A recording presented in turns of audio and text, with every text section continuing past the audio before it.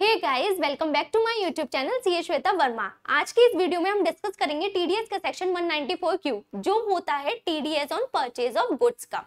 तो देखते हैं क्या है इस सेक्शन में, लेकिन उससे पहले अगर आपको वीडियो अच्छी लगी तो प्लीज वीडियो को लाइक कर दीजिएगा, शेयर कर दीजिएगा। चैनल पर नए हैं, चैनल को अभी तक सब्सक्राइब नहीं किया है तो प्लीज चैनल को सब्सक्राइब कर दीजिएगा। तो चलिए वीडियो को स्टार्ट करते हैं। दो पर्सन है, एक है पर्सन ए और एक है पर्सन बी। ये पर्सन बी कौन है? ये है रेसिडेंट सेलर। ओके, मतलब इस पर्सन का रेसिडेंट होना बहुत जरूरी है। अगर ये पर्सन रेसिडेंट नहीं है, नॉन रेसिडेंट है, तो क्या ये सेक्शन एप्लीकेबल होगा? उस केस में सेक्शन एप्लीकेबल नहीं होगा। ये जो पर्सन है ये कौन है? बायर।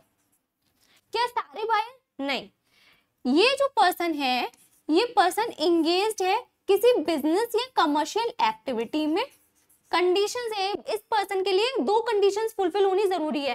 पहली कंडीशन क्या है कि ये पर्सन एंगेज्ड है किसी बिजनेस या कमर्शियल एक्टिविटी में। दूसरी कंडीशन क्या है कि लास्ट ईयर, मतलब जिस साल की हम बात कर रहे हैं कि 194Q में टीडीएस डिडक्ट होगा कि नहीं, उससे पिछले साल देखेंगे। लास्ट ईयर इस पर्सन का इस बिजनेस से turnover, gross turnover, gross sales या ग्रॉस रिसीट इस बिजनेस से 10 करोड़ से ज्यादा का हो रहा हो। ठीक है, मतलब ये जो पर्सन है ये कोई भी हो सकता है, ये कोई कंपनी भी हो सकती है, ये कोई इंडिविजुअल भी हो सकता है। बस हमें देखना क्या है कि ये पर्सन किसी बिजनेस में एंगेज्ड हो और लास्ट स्टेज की टर्नओवर 10 करोड़ से ज्यादा की हो उस बिजनेस से। ठीक है, तब ये पर्सन लायबल होगा सेक्शन 194Q में टीडीएस को डिडक्ट करने के लिए।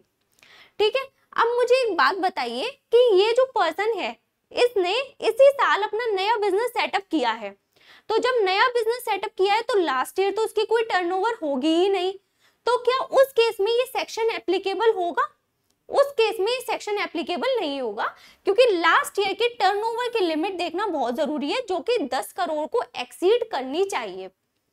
ठीक है, अब ये पर्सन मैंने बताया कि ये सेलर है, तो ये क्या करता है पर्सन, इस पर्सन को सेल किया।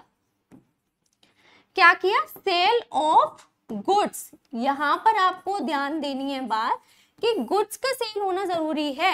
अगर ये पर्सन सर्विसेज देता है इस पर्सन को तो क्या ये सेक्शन एप्लीकेबल होगा? नहीं। ये सेक्शन एप्लीकेबल किस पर होगा? गुड्स के केस में। ठीक है, अब इस पर्सन ने, ये जो है पर्सन ए, इन्होंने क्या किया? गुड्स परचेज किए हैं, तो अब ये क्या करेंगे? पेमेंट करेंगे ना। इन्होंने पेमेंट किया उस गुड्स का, और उन्होंने ये जो फाइनेंशियल ईयर है, जैसे मैं 24-25 की बात करूं, इस फाइनेंशियल ईयर में टोटल पेमेंट इस पर्सन को 50 लाख से ज्यादा का किया है। एक पर्टिकुलर पर्सन को 50 लाख से ज्यादा का पेमेंट कर दिया है, किसी गुड्स को परचेज करे हैं और उस गुड्स के रिगार्डिंग में 50 लाख से ज्यादा का पेमेंट कर दिया है। अब क्या करेगा ये पर्सन डिडक्ट करेगा TDS at the rate of 0.1%। Okay, 0.1% की रेट से टीडीएस डिडक्ट करना है। किस अमाउंट पर डिडक्ट करना है? 50 लाख से ज्यादा का होना चाहिए पेमेंट। ठीक है, 0.1% की रेट से टीडीएस डिडक्ट करेगा। किस अमाउंट पर डिडक्ट करेगा? एक्सीडिंग ₹50 लाख। एक्सीडिंग ₹50 लाख। पूरे पेमेंट पे नहीं करना, 50 लाख से ज्यादा के पेमेंट पर ही टीडीएस डिडक्ट करना है। एग्जाम्पल ले लेते हैं। दो पर्सन है, एक है पर्सन मिस्टर एक्स, एक है person mister Y. Mister Y कौन है? रेसिडेंट सेलर है, और मिस्टर एक्स है जो कि बिजनेस करते हैं और लास्ट ईयर की टर्नओवर 10 करोड़ से ज्यादा की थी उस बिजनेस से। ठीक है, इन्होंने पर्सन से गुड्स परचेज किए। कब परचेज किए? जून में, जून 2024 की बात कर रहे हैं। गुड्स परचेज किए, उसका पेमेंट किया 20 लाख रुपए का। यहाँ पर तो टीडीएस की लायबिलिटी नहीं है, 50 लाख से ज्यादा पर टीडीएस डिडक्ट होगा। जुलाई में इन्होंने फिर पेमेंट किया 20 लाख रुपए का, फिर से गुड्स परचेज किए इन्होंने, सेम पर्सन से पेमेंट कर दिया। यहाँ पर टीडीएस की एप्लीकेबिलिटी है, यहाँ पर भी नहीं आएगी। अगस्त में इन्होंने 30 लाख रुपए के गुड्स परचेज किए। क्या अब टीडीएस एप्लीकेबल होगा? टोटल पेमेंट कितने का हो गया? 70 लाख रुपीस का। तो 70 लाख रुपीस का पेमेंट किया इन्होंने। ठीक है, 50 लाख से ऊपर मतलब कितना हो गया 20 लाख रुपए। 20 लाख रुपए पर 0.1% की रेट से ये टीडीएस डिडक्ट करेंगे और बाकी का अमाउंट सेलर को दे देंगे और टीडीएस का अमाउंट गवर्नमेंट को डिपॉजिट करा देंगे। समझ में आ गया? एक एग्जांपल और ले लेते हैं। मान लीजिए इन्होंने दिसंबर में फिर से बाय से गुड्स परचेज किए, कितने के 30 लाख रुपए के। अब बताइए कि आप टीडीएस डिडक्ट होगा? अब टीडीएस डिडक्ट होगा। एक बार अगर टीडीएस डिडक्ट हो गया तो फिर टीडीएस डिडक्ट होना है, क्योंकि लिमिट क्या है 50 लाख से ज्यादा। 50 लाख से ज्यादा जो भी पेमेंट करोगे आप उस पर आप टीडीएस डिडक्ट करोगे, ठीक है। तो 30 लाख की पेमेंट पर भी 0.1% की रेट से टीडीएस डिडक्ट होगा। समझ में आ गया इतना? चलिए दूसरी बात क्या है कि टीडीएस कब डिडक्ट करेंगे, टाइम क्या है, टाइम ऑफ डिडक्शन कब डिडक्ट करेंगे?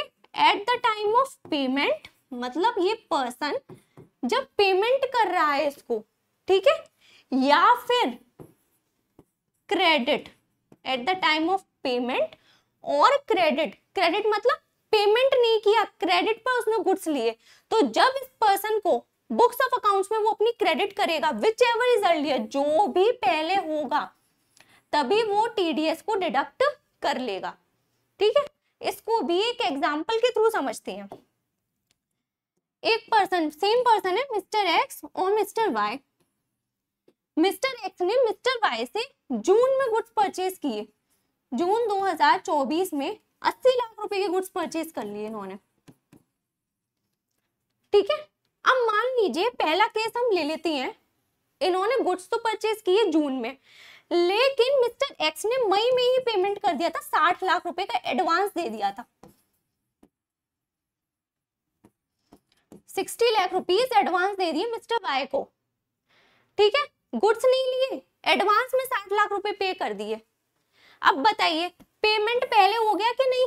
पेमेंट पहले ही हो गया, गुड्स रिसीव नहीं हुए। तो जब पेमेंट किया तभी 50 लाख से ऊपर का पेमेंट था, तो 10 लाख पर टीडीएस डिडक्ट कर लेंगे। समझ में आ गया? दूसरा केस देख लेते हैं।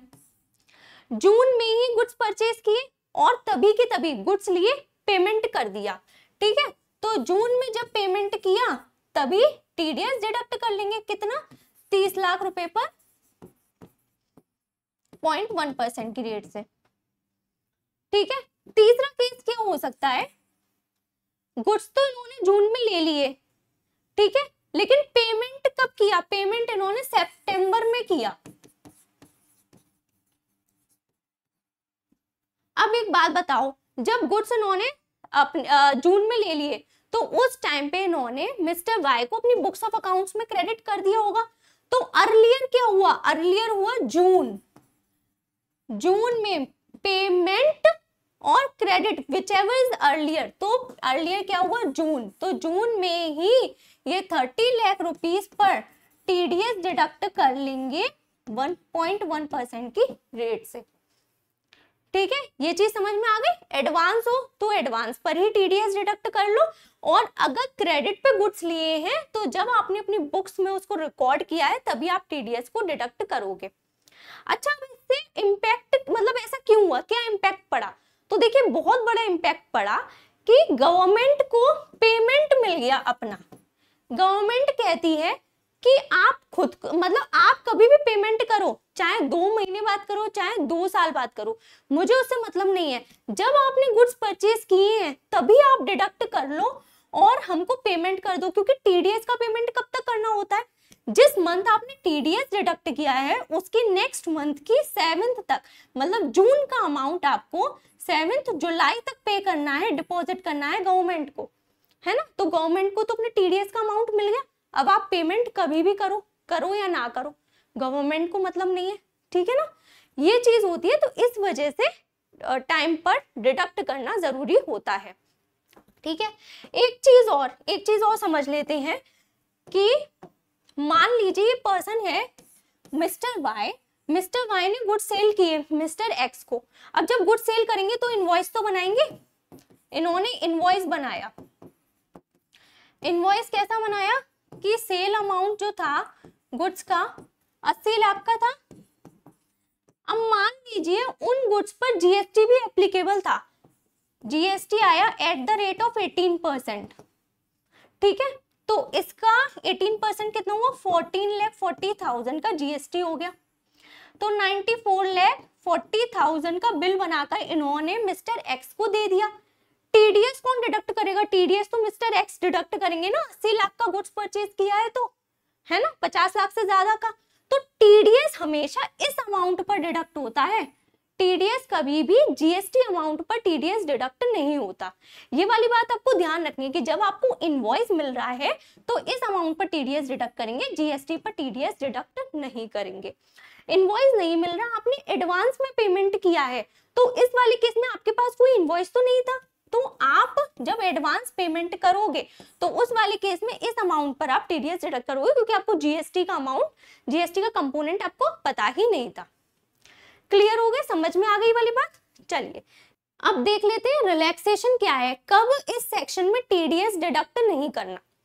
तो देखिए, अगर इस ट्रांजैक्शन पर किसी और सेक्शन में टीडीएस डिडक्ट होने की लायबिलिटी है तो उसी सेक्शन में टीडीएस डिडक्ट करेंगे, फिर इस सेक्शन में टीडीएस डिडक्ट नहीं करेंगे। मान लेते हैं एक सेक्शन है सेक्शन 194O, ये वैसा होता है कि जो ई कॉमर्स ऑपरेटर होते हैं जब वो पेमेंट करते तब उस टाइम पे वो डिडक्ट करते, तो ये ई कॉमर्स ऑपरेटर के लिए होता है। मान लीजिए इस केस में 194O भी एप्लीकेबल है और 194Q भी एप्लीकेबल हो रहा है, तो किस सेक्शन में टीडीएस डिडक्ट करेंगे, क्योंकि देखिए एक अमाउंट पर दो सेक्शन में टीडीएस डिडक्ट नहीं हो सकता, तो वो क्लियर करना जरूरी है कि किस सेक्शन में टीडीएस डिडक्ट होगा। अगर एक ट्रांजैक्शन पर दो सेक्शन एप्लीकेबल हो रहे हैं तो गवर्नमेंट कहती है कि अगर किसी और सेक्शन में टीडीएस डिडक्ट हो रहा है तो 194Q एप्लीकेबल नहीं होगा, आप उसी सेक्शन में टीडीएस डिडक्ट करो। ठीक है, ये तो बात हुई टीडीएस की। और अगर किसी और सेक्शन में टीसीएस कलेक्ट हो रहा है, टीसीएस कौन कलेक्ट करता है, टीसीएस कलेक्ट करता है सेलर, ठीक है, और टीडीएस डिडक्ट करता है बायर। टीडीएस और टीसीएस में क्या डिफरेंस होता है, इसके लिए मेरी वीडियो एक चैनल पर ऑलरेडी अपलोडेड है, आप चाहें तो उसको देख सकते हैं। ठीक है, तो टीसीएस कलेक्ट करने की रिस्पॉन्सिबिलिटी है इस ट्रांजैक्शन पर सेलर के ऊपर। जैसे कि एक सेक्शन होता है सेक्शन 206C1F, इसमें क्या होता है कि अगर सेलर 10 लाख से ज्यादा का मोटर व्हीकल सेल करता है तो उस पर 1% की रेट से टीसीएस कलेक्ट करने की रिस्पॉन्सिबिलिटी आती है। अब मान लो कि ये सेक्शन ऐसा है, मतलब ये ट्रांजैक्शन है, इस पर इसके ऊपर टीसीएस कलेक्ट करने की भी रिस्पॉन्सिबिलिटी है, तो गवर्नमेंट कहती है कि अगर ऐसा होता है तो टीसीएस जिस सेक्शन में एप्लीकेबल होगा वही एप्लीकेबल होगा, 194Q वहां भी एप्लीकेबल नहीं होगा। ठीक है, तो किसी और सेक्शन में टीडीएस डिडक्ट होना है वहां टीडीएस डिडक्ट होगा, किसी और सेक्शन में टीसीएस कलेक्ट होना है तो वहीं टीसीएस कलेक्ट होगा, फिर 194Q एप्लीकेबल नहीं होगा। लेकिन एक है एक्सेप्शन। एक्सेप्शन क्या है इसका, सेक्शन टीसीएस का सेक्शन है सेक्शन 206C1H। ये सेक्शन भी कहता है कि अगर कोई सेलर है 50 लाख रुपए से ज्यादा का गुड सेल कर रहा है तो वो टीसीएस कलेक्ट करने की रिस्पॉन्सिबिलिटी उस पर्सन के ऊपर आ जाती है। अब मान लो कोई ऐसा ट्रांजैक्शन है जिसपे इस पर्सन के ऊपर 206C1H में टीसीएस कलेक्ट करने की रिस्पॉन्सिबिलिटी है और इस पर्सन के ऊपर 194Q में टीडीएस डिडक्ट करने की रिस्पॉन्सिबिलिटी आती है, तो उस वाले केस में ये जो सेक्शन है 206C1H ये एप्लीकेबल नहीं होगा। ठीक है, उस वाले केस में 194Q ही एप्लीकेबल होगा। केवल एक एक्सेप्शन है, बाकी के केस में तो और सेक्शन एप्लीकेबल होंगे, टीडीएस हो टीसीएस हो, केवल एक यही सेक्शन है जिस वाले केस में 194Q एप्लीकेबल होगा, ये सेक्शन एप्लीकेबल नहीं होगा। ठीक है, दो ट्रांजैक्शंस और हैं जो सीबीडीटी ने नोटिफाई कर रखी हैं कि इन केस में 194Q एप्लीकेबल नहीं होगा। क्या कि सेल ऑफ कमोडिटी ट्रांजैक्शन जो होता है, transaction of sale of commodity और सिक्योरिटीज। देखिए जो सिक्योरिटीज होती है जैसे शेयर्स एंड म्यूचुअल फंड्स हैं, ये भी गुड्स होते हैं, तो इनके सेल पर क्योंकि सेल ऑफ गुड्स पर लगता है तो इनकी सेल पर भी 194Q एप्लीकेबल होने की लायबिलिटी आ सकती है। लेकिन गवर्नमेंट कहती है कि अगर आप सिक्योरिटीज या कमोडिटीज रिकॉग्नाइज्ड स्टॉक एक्सचेंज के थ्रू सेल करते हैं तो उस वाले केस में 194Q एप्लीकेबल नहीं होगा। दूसरा कि अगर ट्रांजेक्शन इन इलेक्ट्रिसिटी, ठीक है, इलेक्ट्रिसिटी अगर सेल इलेक्ट्रिसिटी का ट्रांजेक्शन होता है रजिस्टर्ड पावर एक्सचेंज से, तो उस वाले केस में भी 194Q एप्लीकेबल नहीं होगा। तो दो केस में है, सेल ऑफ सिक्योरिटीज और कमोडिटीज और ट्रांजेक्शन इन इलेक्ट्रिसिटी, ठीक है, ये रिकॉग्नाइज्ड स्टॉक एक्सचेंज और ये रजिस्टर्ड पावर एक्सचेंज, ठीक है। तो इनके थ्रू इन पर ये 194Q एप्लीकेबल नहीं होगा। तो ये दो तरह की रिलैक्सेशन है इस सेक्शन 194Q के लिए। तो यही है इस सेक्शन 194Q में, सारी चीजें मैंने आपको बता दी है। कैसी लगी वीडियो कमेंट करके जरूर बताइएगा। वीडियो अच्छी लगी हो प्लीज वीडियो को लाइक करना ना भूलें, शेयर करना ना भूलें और मेरे चैनल को सब्सक्राइब करना ना भूलें। Thank you so much.